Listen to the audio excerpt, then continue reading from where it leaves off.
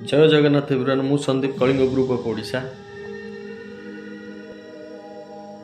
जो वीडियोटा ए मु पोस्ट करने को जाऊँगी आपण लास्ट जाए देखो प्लीज यार भगवान यार केमी यार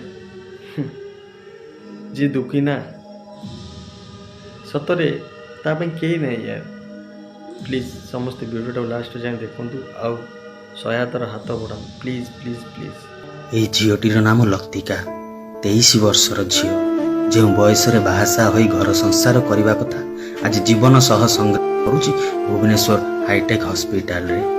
ଭାଇ ମଧ୍ୟ ନିଜ ରୋଜଗାର ଛାଡ଼ି ପିତୃପୁରୁଷର ଥିବା ସମ୍ପତ୍ତି ଘରଟିକୁ ମଧ୍ୟ ବିକ୍ରି କରି ସାରିଲେଣି ଭଉଣୀ ମୁହଁରେ ଟିକେ ହସ ଦେବା ପାଇଁ।